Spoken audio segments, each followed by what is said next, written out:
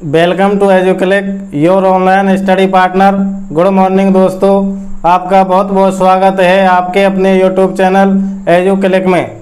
जैसा कि पिछली जो क्लास हुई थी आपकी, उसमें उस क्लास तक आपके पांचों लकार पूर्ण हो चुके हैं और उन पांचों लकारों से संबंधित आपको कुछ वाक्य भी करा दिए गए थे और आपको कमेंट बॉक्स में कमेंट करने के लिए भी कहा गया था। तो इसके बाद में आपके लिए जो शुरू करते हैं वो शब्द रूप शुरू करते हैं। शब्द रूप का अध्ययन करने के बाद में आपको कारक अर्थात विभक्ति आदि पढ़ाए जाएंगे। तो सबसे पहले देखते हैं संस्कृत में जो विभक्तियां होती हैं। संस्कृत में विभक्तियां जो होती हैं, विभक्तियों की जो संख्या होती है वो 7 होती है। कितनी होती है? 7 होती है। प्रथमा से लेकर, जैसे प्रथमा विभक्ति,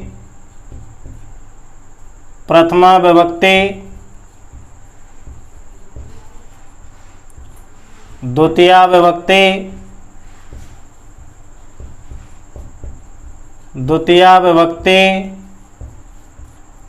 तृतीया विभक्ति,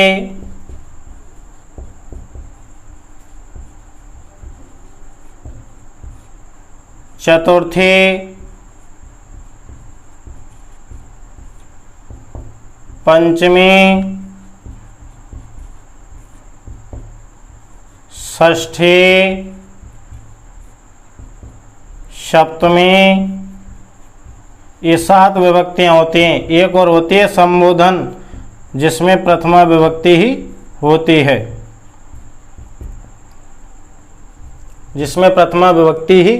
है, अब देखिए संस्कृत में जो विभक्तियों की संख्या होती है वो कितनी होती है? 7 होती है। अब देखिए इससे आगे जो हमें देखना है विभक्ति अथवा वो चिन्ह देखने, विभक्ति चिन्ह। तो इसमें यहाँ आपको लिखना है विभक्ति कारक,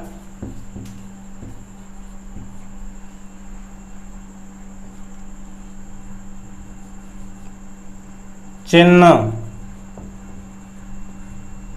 और विभक्ति।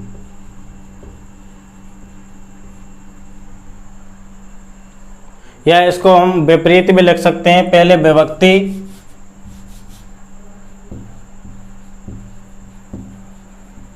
चिन्ह, कारक। अब देखिए प्रथमा विभक्ति का जो चिन्ह है, वो है ने। क्या है? ने। प्रथमा विभक्ति में जो कारक होता है वो होता है कर्ता कारक। कौन सा कारक होता है? कर्ता कारक। उसके बाद में द्वितीया विभक्ति का जो चिन्ह होता है वो होता है को। इसमें जो कारक जो होता है वो होता है कर्म, या इस प्रकार भी बोल सकते हैं कर्ता ने कर्म को करण से संप्रदान के लिए। तृतीया विभक्ति का चिन्ह जो होता है से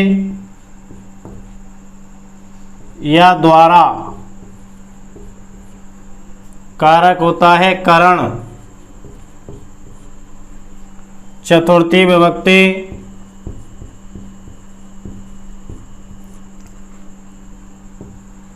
का चिन्ह होता है के लिए या को। कारक संप्रदान।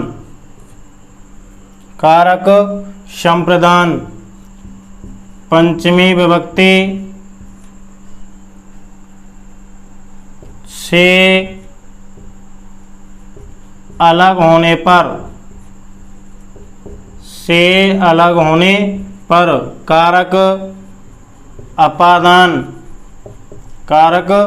अपादान। षष्ठी विभक्ति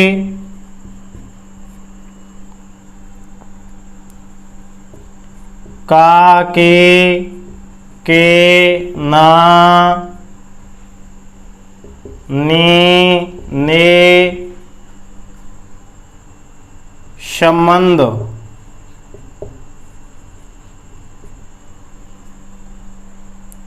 देखिए षष्ठी विभक्ति होती है अर्थात संबंध को कारकों की श्रेणी में नहीं रखा जाता है तथा कारक जो होते हैं केवल 6 ही होते हैं। कर्ता, कर्म, करण, संप्रदान, अपादान और अधिकरण। सप्तमी में पर कारक, अधिकरण,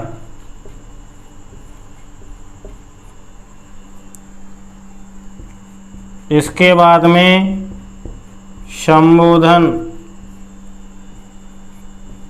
हे, ओ, अरे। कारक जो होता है कर्ता, कौन सा होता है? कर्ता, अर्थात संबोधन में भी कर्ता कारक होता है। ये हो गए इनके विभक्ति चिन्ह, जैसे इनको जिनका उच्चारण इस प्रकार किया जाता: कर्ता ने कर्म को करण से द्वारा संप्रदान के लिए या संप्रदान को अपादान से अलग होने पर संबंध का के नानी ने रा रे रे। अधिकरण में पे पर कर संबोधन हे ओ अरे। इस प्रकार इनका उच्चारण किया जाता है। अब देखते हैं कुछ शब्द रूप। क्या देखते हैं? अब देखिए विभक्तियां आपको बता दें, संस्कृत में 7 विभक्ति होती हैं प्रथमा से लेकर सप्तमी तक। प्रथमा विभक्ति, द्वितीय विभक्ति अर्थात शब्द रूप जो होते हैं उनमें जो तीनों वचनों में चलते हैं और 7 विभक्तियों में चलते हैं। और ये शब्द रूपों का जो निर्माण होता है वो शुभ प्रत्ययों से होता है। शुभ प्रत्ययों की जो संख्या होती है वो 21 होती है, जैसे सु, औ, जस, अम और सस।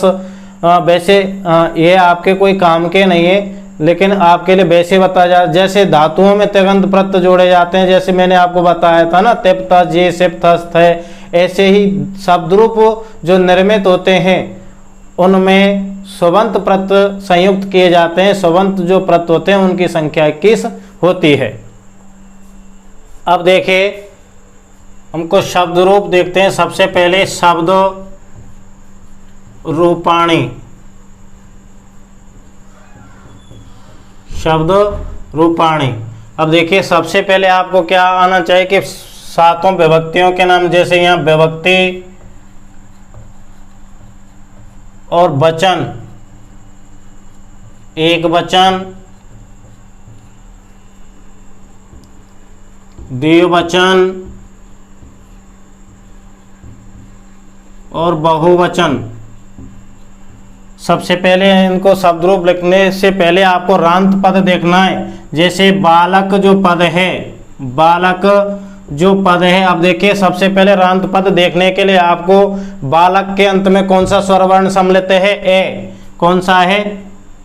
ए। अर्थात ये जो पद है अकारांत है। कैसा रांत पद है? अकारांत है, क्योंकि इसके अंत में कौन सा स्वर वर्ण आ रहा है? ह्रस्व ए आ रहा है, तो एक कौन सा पद है? और देखिए बालक जो पद है किस लिंग का है? पुल्लिंग का है, तो ये अकारांत पुल्लिंग पद हुआ। कौन सा हुआ? अकारांत पुल्लिंग पद हुआ। इसी प्रकार अगला जैसे रमा, रमा पद स्त्रीलिंग का है। किस लिंग का है? स्त्रीलिंग का है। और ये कैसा है? इसके अंत में कौन सा स्वर वर्ण सम्मिलित है? आ। तो ये जो पद होगा कौन सा होगा? आकारांत स्त्रीलिंग। कौन सा पद होगा? आकारांत स्त्रीलिंग। ऐसे ही मुनि, मुनि जो पद है पुल्लिंग का है अतः पुरुष जाति का बोध करा है, तो मुनि, मुनि के अंत में कौन सा स्वर वर्ण सम्मिलित है? ह्रस्व ई। तो ये है एकारांत पुल्लिंग पद। क्या है? एकारांत पुल्लिंग पद है। एकारांत पुल्लिंग पद है। ऐसे ही पितृ, पितृ ऋकारांत है, क्योंकि इसके अंत में कौन सा स्वर वर्ण है? री है। ऐसे ही भानु, अब भानु के अंत में कौन सा स्वर वर्ण सम्मिलित है? उ। तो ये कौन सा रांत पद है? उकारांत है। कौन सा है? उकारांत पद है। अब देखिए ये जो पद जो होते हैं वो 2 प्रकार के होते हैं, अजंत और हलंत। अजंत और हलंत। अब देखिए इधर देखते हैं शब्द, शब्द जो होते हैं, शब्द जो होते हैं इन अर्थात शब्द को क्या कहा जाता है? पद कहा जाता है संस्कृत में। अब देखिए पद जो होते हैं इनके दो भेद होते हैं, अजंत अजंत पद और दूसरा हलंत पद। हलंत, अब देखिए अजंत जो होते हैं, अजंत को भी 3 लिंगों में विभाजित किया जाता है, पुल्लिंग में, स्त्रीलिंग में और नपुंसक लिंग में। और ऐसे हलंत जो पद हैं उनको भी 3 लिंगों में विभाजित किया जाता है, पुल्लिंग, स्त्रीलिंग और नपुंसक लिंग में। अब देखिए बालक जो पद है ये अकारांत पुल्लिंग का पद है, तो किस में आएगा? अजंत में आएगा। अतः हलंत जिनको कहा जाता है, जैसे जगत है, क्या है? जगत है। जगत है तो इसमें क्या है? क्या है? हलंत है। अतः व्यंजन, व्यंजन वर्ण है और व्यंजन में क्या लगा हुआ? हलंत है। हलंत लगा हुआ है तो कौन सा होगा? ये हलंत व्यंजन, हलंत पद होगा, शब्द होगा। और जगत कहा जाता है संसार को, अतः नपुंसक लिंग का है। जगत जो पद है किस लिंग का है? नपुंसक लिंग का। अर्थात हलंत नपुंसक लिंग का पद है। इसी प्रकार दधी, दधी मान होता दही, ये एकारांत नपुंसक लिंग पद है। कौन सा पद है? एकारांत नपुंसक लिंग पद है। तो शब्द जो होते हैं अजंत और हलंत दो प्रकार के होते हैं। अजंत उनको कहा जाता जिनके अंत में अच है, अच अथा स्वर वर्ण है। वे पद अथा वे शब्द जिनके अंत में स्वर वर्ण स्थित होता है वो अजंत कहलाते हैं। और वे वर्ण अथा वे पद, वे शब्द जिनके अंत में हल वर्ण होता है वो हलंत कहलाते हैं। अर्थात इनको 3 उनमें विभाजित किया जाता है लिंग के अनुसार, पुल्लिंग में, स्त्रीलिंग में और नपुंसक लिंग में। ऐसे हलंतों जो पद हैं उनको भी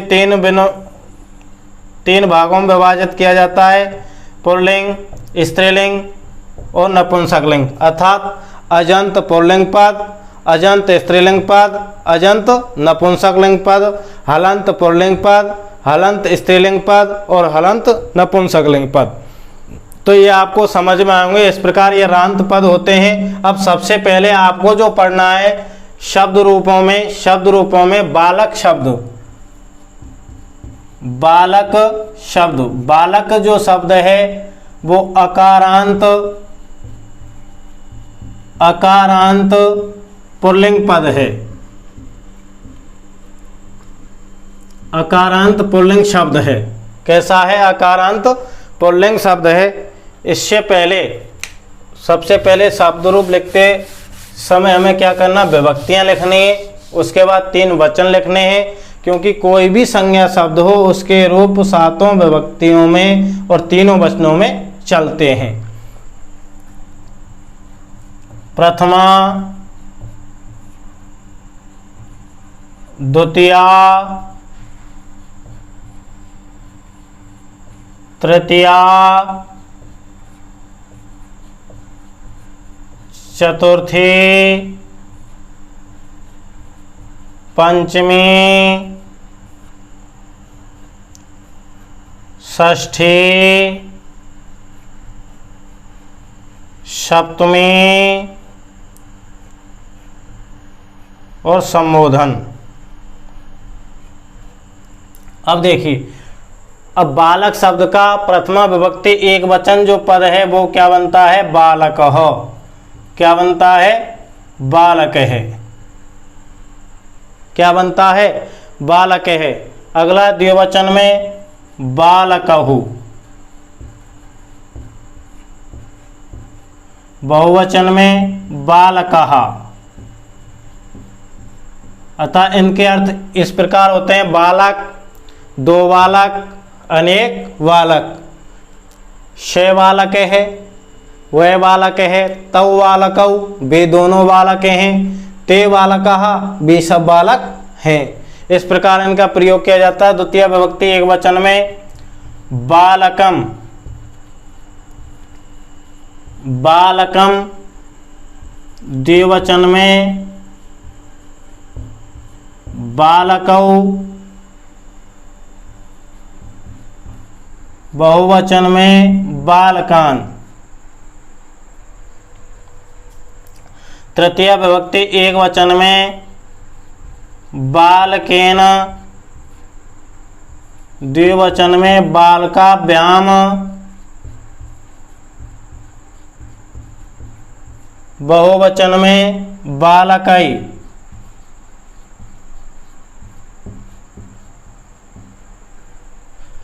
चतुर्थी में बालकाय,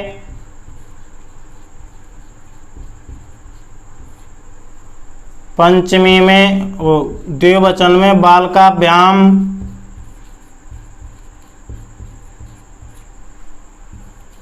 बहुवचन में बालकेभ।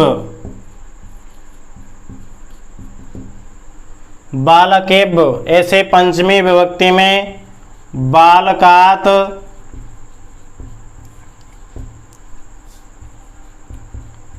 बालकाभ्याम,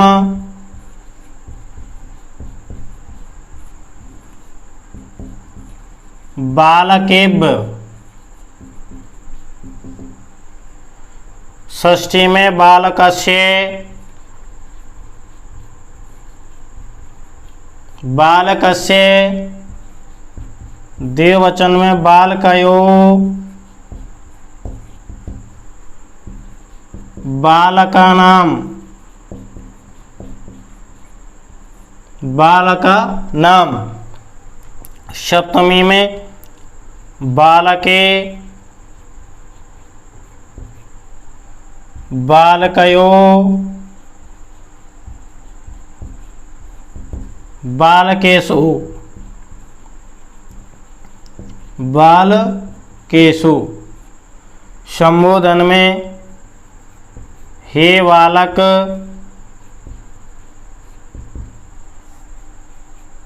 हे बालकौ,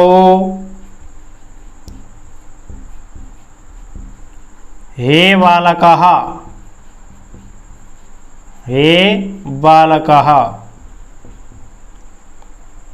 देखिए इस प्रकार इनके रूप चलते हैं और इनका एक बार अर्थ देख लेते हैं। बालक है बालक, बालकौ दो बालक, बालकः अनेक बालक अतः तीन बालक या तीन से अधिक बालक। बालकम बालक को, बालकौ दो बालकों को, बालकान अनेक बालकों को। बालकेन बालक से या बालक के द्वारा, बालक से या बालक द्वारा। बालकाभ्याम बालकों से या बालकों द्वारा। बालकै बालकों से या बालकों द्वारा।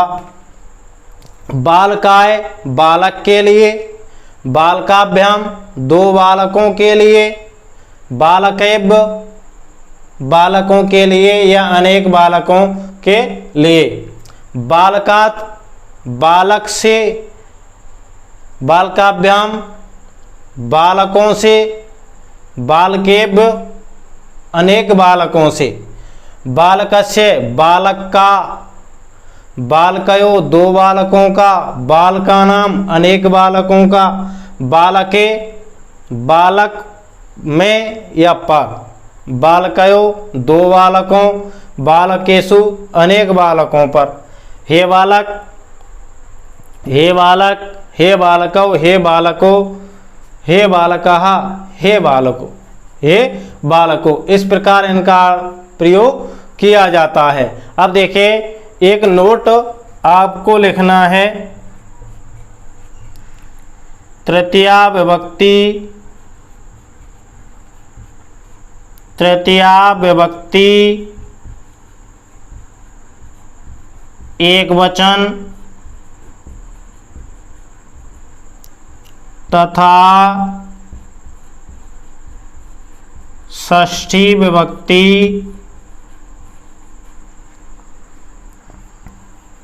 षष्ठी विभक्ति बहुवचन में, बहुवचन में, बहुवचन में रे से पूर्व, रे से पूर्व या पहले, रे से पहले, रे सॉरी ने से पहले, ने से पहले रे, रे और से वर्ण आए, री रे से आए, आए तो ने को डे में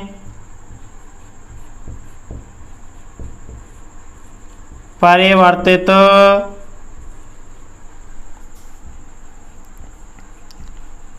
कर दिया जाता है, कर दिया जाता है।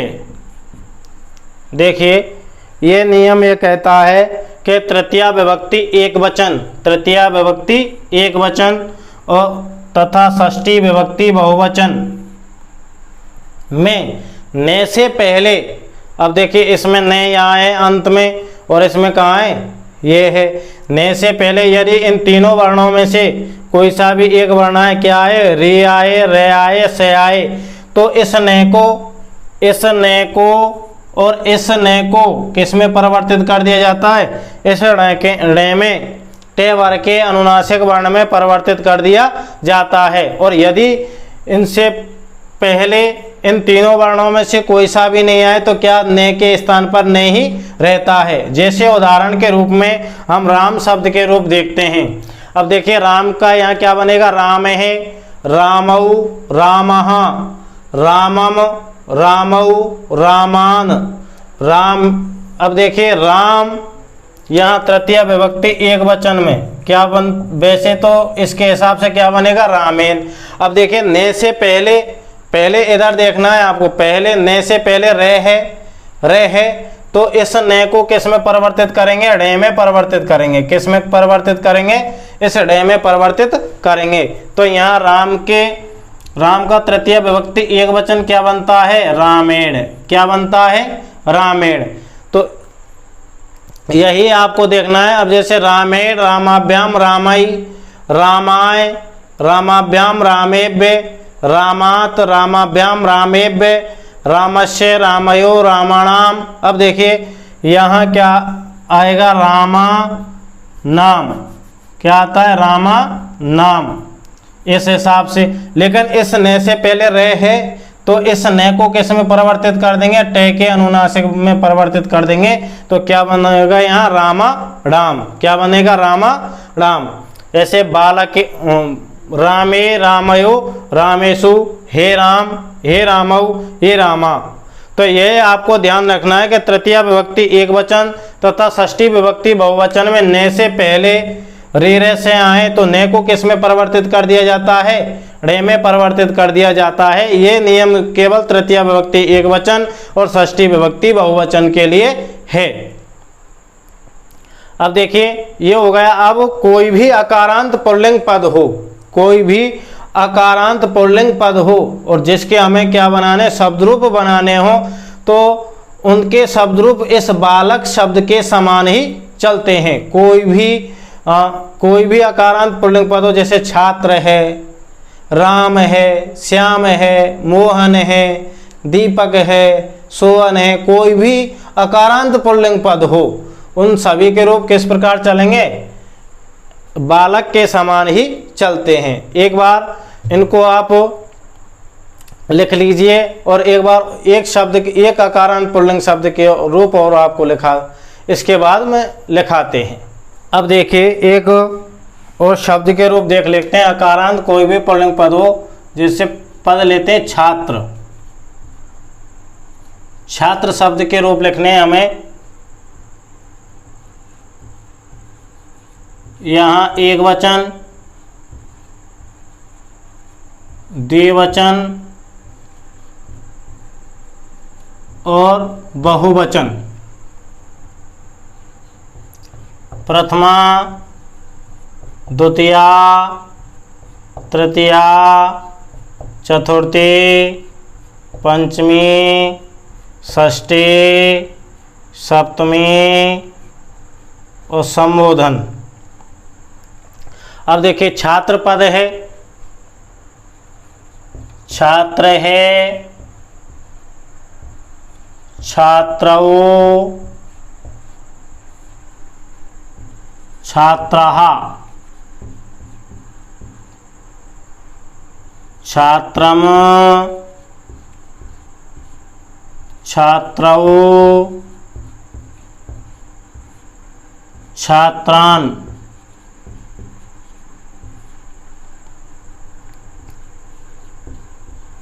अब देखिए यहाँ जो आएगा ने आएगा या णे आएगा, ये आपको देखना। छात्र में जो त्रय है, त्रय जो है, त्रय जो व्यंजन वर्ण है ये ते और रे से मिलकर बनता है। अतः ने से पहले क्या आ रहा है, इसमें रे आ रहा है, तो इसको किस में परिवर्तित कर दिया जाएगा, णे में परिवर्तित कर दिया जाएगा। तो क्या बनेगा, तृतीय विभक्ति एक वचन में छात्रेण। अगला छात्राभ्याम छात्रैः छात्राय छात्राभ्याम छात्रेभ्यः छात्रात् छात्राभ्याम छात्रेभ्यः छात्रस्य छात्रयोः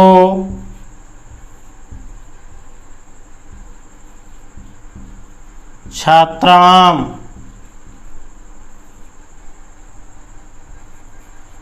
छात्रे छात्रयोः छात्रेषु।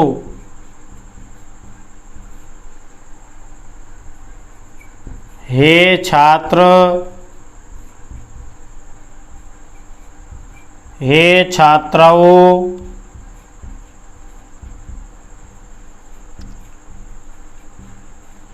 हे छात्रः हे छात्रः। अब देखिए कोई भी अकारांत पुल्लिंग पद हो, सभी के रूप किसके समान ही चलते हैं, छात्र के समान ही चलते हैं। इसके बाद में आप देखते हैं हरि। हरि जो पद है वो एकारांत है। कैसा रांत है, एकारांत है। एकारांत पुल्लिंग शब्द है, पुल्लिंग शब्द का है हरि। एक वचन, द्विवचन और बहुवचन। यहाँ देखते हैं प्रथमा, द्वितीया, तृतीया, चतुर्थी, पंचमी, षष्ठी, सप्तमी और संबोधन। अब देखिए हरि के जो रूप चलते हैं, हरि हरि हरि हरे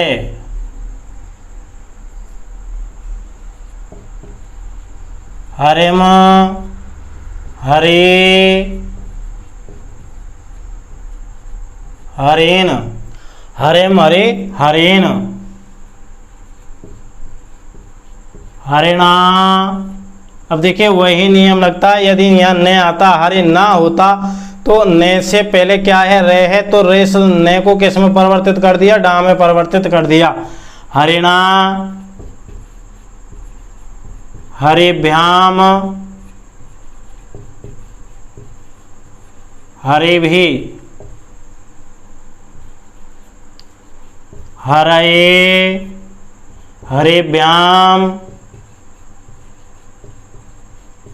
हरिभ्ये हरे हरिभ्याम हरिभ्ये हरे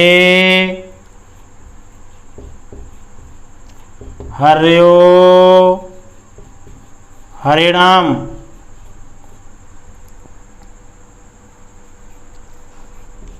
हरौ हर्यौ हरिषु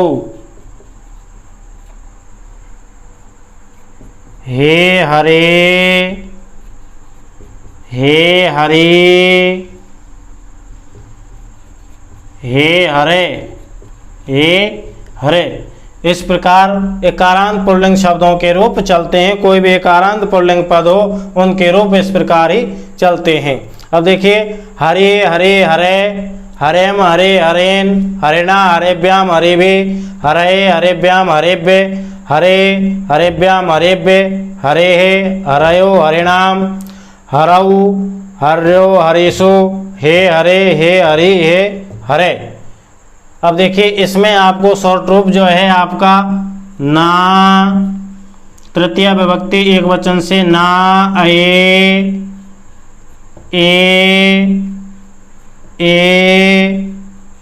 औ, ना ए औ। प्रथमा विभक्ति एक वचन में है और इनमें सेम से ये, दोनों में हरे, तीन में व्याम, दोनों में यो। ये जो है इस प्रकार हम शॉर्ट रूप किसी भी मुनि, जैसे मुनि पद के बनाने हैं आपको, तो मुनि मुनि मुने, मुनिम मुनि मुनीन, मुनिना मुनिभ्याम मुनिभि, मुनये मुनिभ्याम मुनिभ्ये, मुनिहे मुनिभ्याम मुनिभ्ये, मुने मुनयो मुनीनाम, मुनऊ मुनयो मुनीषु, हे मुने हे मुनि हे मुने। इस प्रकार चलते हैं। अब इनके बाद में और इनके आगे और ऋकारांत पद के अथवा उकारांत पद के पुल्लिंग शब्दों के रूप और देखते हैं। अब देखिए, इसके बाद में जो है पितृ, अर्थात ये ऋकारांत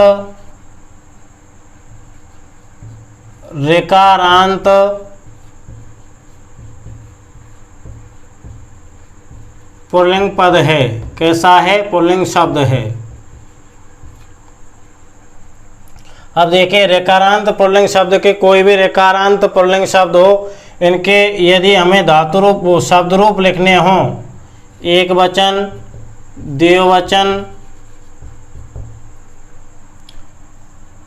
प्रथमा विभक्ति में पिता, पितरवो, पितरः, द्वितीय विभक्ति में पितरम, पितरौ, पितृन, तृतीय विभक्ति में पित्रा, पितृभ्याम, पितृभि, चतुर्थी विभक्ति में पितृ, पितृभ्याम, पितृभ्य, पंचमी विभक्ति में पितुः, पितृभ्याम, पितृभ्य, षष्ठी विभक्ति में पितुः, पितृः, पितॄणाम, सप्तमी विभक्ति में पितरी, पित्रो, पितृषु, संबोधन में हे पितः, हे पितरवो,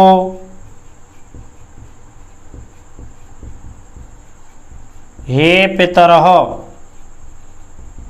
और देखिए, इनका जो शॉर्ट रूप है, शुरू से आपको केवल क्या याद करना है, कोई भी ऋकारांत पद हो।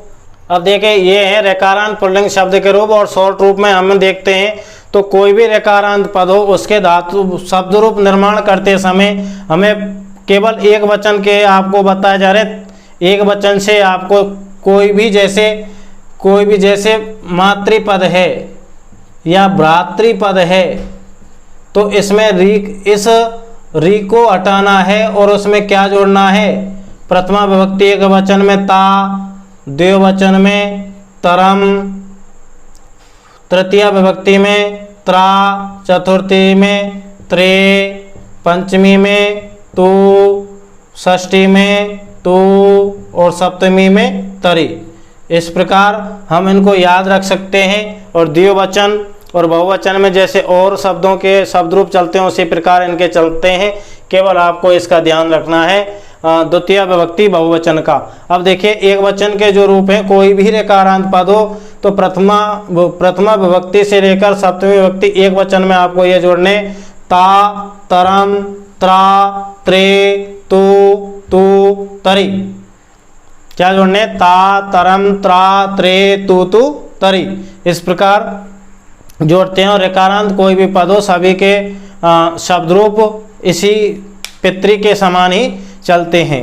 अच्छा, तो यहाँ तक आपके जो ये शब्द रूप हो चुके हैं, इससे आगे हम कल की क्लास में पढ़ेंगे। अच्छा, तो हमारे इस वीडियो को लाइक व शेयर करें तथा चैनल को सब्सक्राइब करें। अच्छा, तो मिलते हैं कल की नेक्स्ट क्लास में। धन्यवाद।